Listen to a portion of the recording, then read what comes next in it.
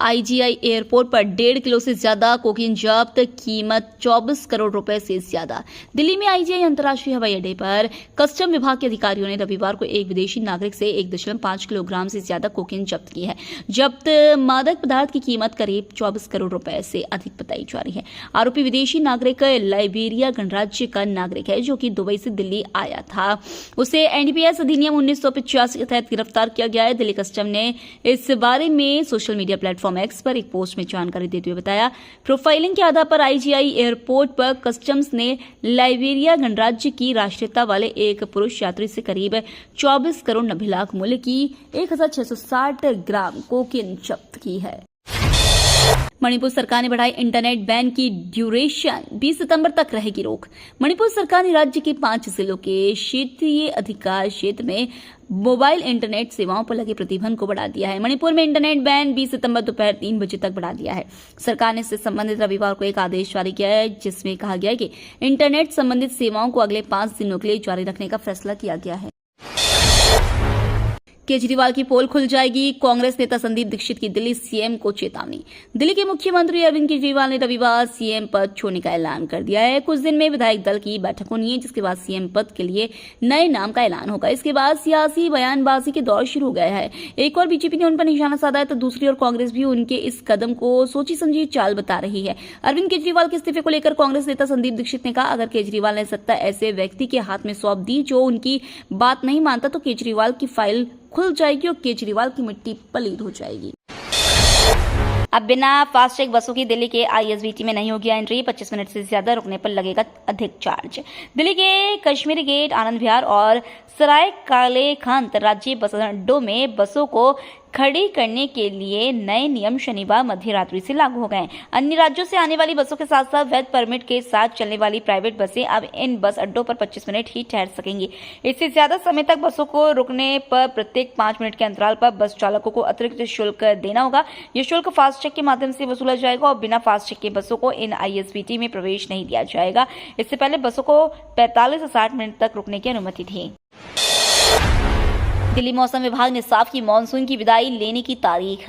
दिल्ली में वर्षा का दौर बीते दिनों भी जारी रहा। यह बात अलग है कि बीते कई दिनों की झमाझम वर्षा की तुलना में हल्की वर्षा रिकॉर्ड की गई। इसके असर से दिन भर मौसम सुहावना बना रहा, साथ ही तापमान में भी गिरावट दर्ज की गई। मौसम विभाग की माने तो आज से वर्षा कम होने लगेगी। 19 से 25 सितंबर के बीच मानसून विदाई ले लेगा। अब अनुच्छेद 370 नहीं है, फिर भी आतंकवाद क्यों जारी? नेशनल कॉन्फ्रेंस के अध्यक्ष फारूक अब्दुल्ला ने बीजेपी पर निशाना साधा है। उन्होंने कहा कि बीजेपी 5 साल से जम्मू कश्मीर पर शासन कर रहे हैं। उन्होंने आतंकवाद के लिए हमेशा अनुच्छेद 370 को जिम्मेदार ठहराया, लेकिन अब अनुच्छेद 370 नहीं है, फिर भी आतंकवाद क्यों जारी है? सारे हथियार कहां से आ रहे हैं? एलन मस्क को किस बात का डर? सिक्योरिटी के लिए बॉडीगार्ड्स की फौज। टेस्ला ने अपने ऑफिस की सुरक्षा बढ़ा दी है। कंपनी के सीईओ एलन मस्क और दूसरे बड़े अधिकारियों को कई धमकियां मिली थी। इसे देखते हुए कंपनी ने यह फैसला लिया है। टेक्सास के ऑस्टिन में टेस्ला का हेडक्वार्टर है।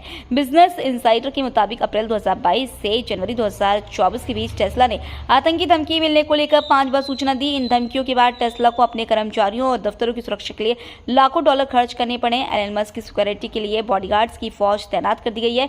20 बॉडीगार्ड्स उनकी सुरक्षा में रात रहते हैं। भारत पहुंची बांग्लादेश क्रिकेट टीम। 19 सितंबर को चेन्नई में होगा पहला मुकाबला। बांग्लादेश की टीम ने हाल ही में पाकिस्तान के खिलाफ पहली बार टेस्ट सीरीज जीती। इस सीरीज में बांग्लादेश के लिए गेंदबाजों और बल्लेबाजों ने कमाल का प्रदर्शन किया। अब बांग्लादेशी टीम को भारत के खिलाफ 2 टेस्ट और 3 T20 मैचों की सीरीज खेलनी है। पाकिस्तान से जीतने के बाद उनके हौसले बुलंद है। दोनों टीमों के बीच पहला टेस्ट मैच चेन्नई के चेपॉक मैदान पर 19 सितंबर से खेला जाएगा, जहां की पिच स्पिनर्स की मददगार होती है। बांग्लादेश की टीम शुरुआती टेस्ट रविवार दोपहर को चेन्नई पहुंच चुकी है। इजराइल की गाजा पर एयर स्ट्राइक, 21 फिलिस्तीनियों की मौत। इजराइल और गाजा के बीच युद्ध खत्म होने का नाम नहीं ले रहा है। इजराइल ने एक बार फिर गाजा शहर के पूर्व में अल तुफा इलाके में हवाई हमला किया है। इजरायली युद्धक विमान ने एक आवासीय घर को निशाना बनाया। इजरायली हवाई हमलों में कम से कम 21 फिलिस्तीनी मारे गए हैं। फिलिस्तीनी सुरक्षा सूत्रों ने समाचार एजेंसी शिन्हुआ इस बात की जानकारी दी है। वहीं फिलिस्तीनी चिकित्सा सूत्रों के अनुसार इस हमले में 3 बच्चों और 1 महिला सहित 10 फिलिस्तीनी मारे गए हैं। पीएम आवास योजना के 32,000 लाभार्थियों को मिले स्वीकृति पत्र, पहली किश्त भी जारी। प्रधानमंत्री मोदी ने प्रधानमंत्री आवास योजना ग्रामीण के तहत 32,000 लाभार्थियों को स्वीकृति पत्र वितरित किए और घरों के निर्माण के लिए 32 करोड़ रुपए की पहली किस्त जारी की। उन्होंने देश भर में PMAYG के 46,000 लाभार्थियों को चाबियां भी सौंपी। केंद्र ने PMAYG योजना के तहत गरीबों के लिए 1,13,400 घरों को मंजूरी दी है। जान बचाकर भाग रहा था आतंकी, सुरक्षा बलों ने फायरिंग कर ऐसे किया ढेर। कश्मीर के बारामूला से सुरक्षा बलों और आतंकी बीच मुठभेड़ का वीडियो सामने आया है। इसमें दिखाई दे रहा है कि आतंकी फायरिंग करने के बाद भागने की फिराक में था, लेकिन सुरक्षा बलों ने उसे घेर लिया और तड़ातड़ गोलियां बरसाना शुरू कर दिया। इससे आतंकी घायल हो गया और जमीन पर गिर गया। वह जैसे ही गिरा उसके हाथ से हथियार छूट गया, लेकिन उसने रेंगते हुए बंदूक उठाई, लेकिन सामने से आ रही गोलियों की बौछार से वह ढेर हो गया। अधिकारियों ने इसे विधानसभा चुनाव से पहले एक महत्वपूर्ण सफलता बताया है। भारत फिर से बनेगा सोने की चिड़िया। जेफरीज रिपोर्ट में भारतीय इकोनॉमी को लेकर आई अच्छी खबर।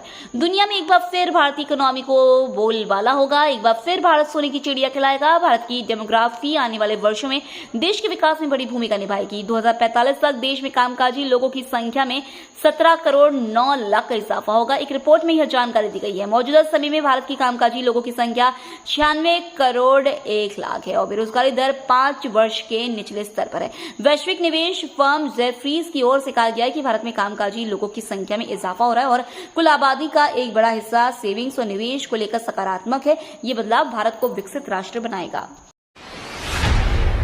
दिल्ली के सरकारी डॉक्टरों को 2 साल से नहीं मिला प्रमोशन, LG से लगाई हस्तक्षेप की गुहार। दिल्ली के सरकारी अस्पतालों में सेवा देने वाले डॉक्टर एक बार फिर सड़क पर उतरने को मजबूर हैं। यह मामला डॉक्टरों के प्रमोशन से जुड़ा है। दिल्ली सरकार के अस्पतालों में काम करने वाले डॉक्टरों ने आरोप लगाया कि लंबे अरसे से अपनी सेवाएं में दे रहे हैं, लेकिन उन्हें निर्धारित समय पर प्रमोशन नहीं मिल पा रहा है। इस समस्या को लेकर उनका एक प्रतिनिधिमंडल रविवार को दिल्ली के उपराज्यपाल VK सक्सेना से मिला और प्रमोशन की मांग से संबंधित एक ज्ञापन सौंपा।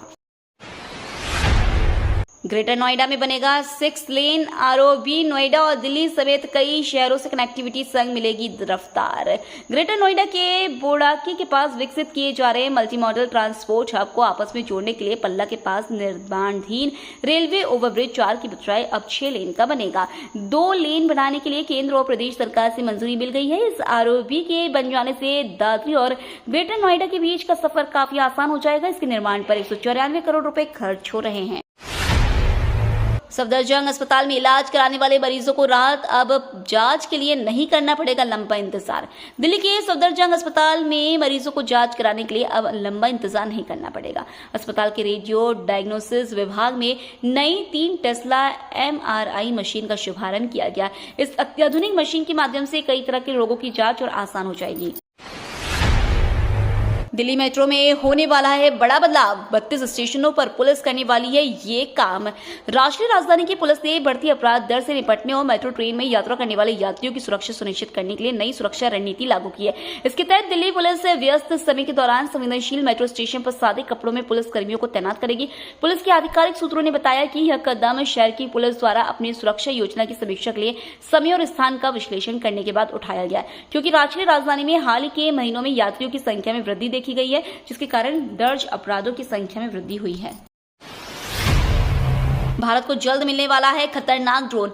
भारत अगले महीने 31 MQ-9B Hunter killer predator drone America से खरीदने वाला है। इस डील के लिए ड्राफ्ट तैयार हो रहा है। इसके लिए $3.9 बिलियन लगभग 33,500 करोड़ खर्च होंगे। यह ड्रोन करीब 40 घंटे तक 40,000 फीट से अधिक ऊंचाई पर उड़ान भर सकता है। पीएम मोदी 21 सितंबर को अमेरिकी राष्ट्रपति जो बाइडेन द्वारा आयोजित 4थे क्वाड नेताओं के शिखर सम्मेलन में भाग लेने वाले हैं। उससे पहले यह डील काफी अहम होगा।